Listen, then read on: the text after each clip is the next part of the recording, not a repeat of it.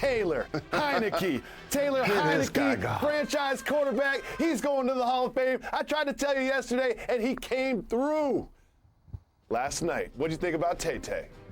He did come through, and I want to give him a lot of credit because he made some big plays, some big throws, in particular the late touchdown grab.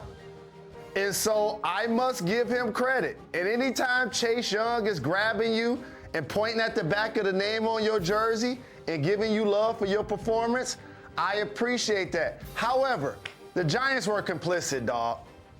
Do you agree? They were in on the joke, dog. Let's start from the top. So we're going to go Mara, right? Ownership. Then we're going to go Gettleman. And then we're going to go Judge. And then we're going to go Garrett. That's every phase of dysfunction that I see for the New York Football Giants. There's going to be too much it's going to be too much for their players to even overcome. Like, I was watching their squad, and I was like, are they talented? Or are they not being used properly? Or are they overrated? Or is it a combination of each?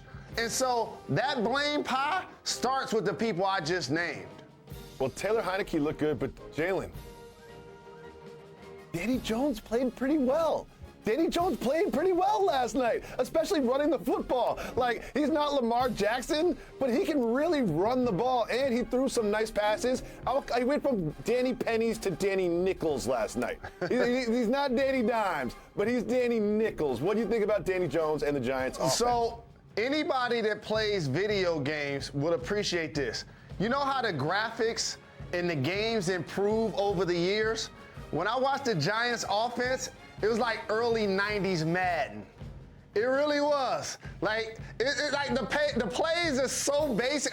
I felt bad for Saquon. It's almost like give it to him on a dive. He has no chance. He had a big run, and you mentioned Danny Dimes had a few good runs, but man, like that penalty late, Lawrence, I know after 60 minutes, the coach going to get up there and say, you know, it wasn't because of that one play.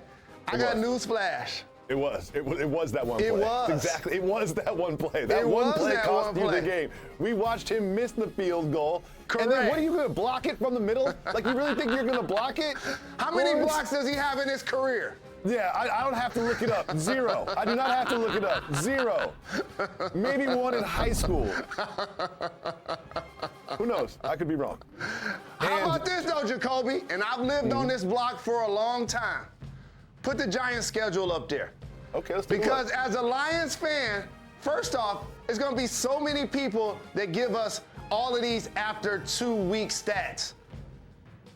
However, don't underestimate the fact that they play 17 games this year.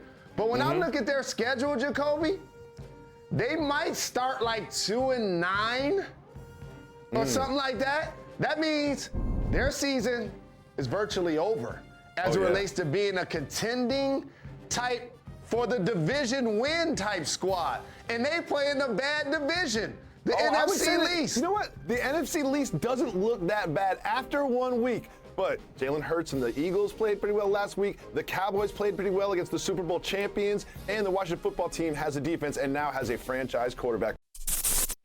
Thank you for watching ESPN on YouTube. For live streaming sports and premium content, subscribe to ESPN+.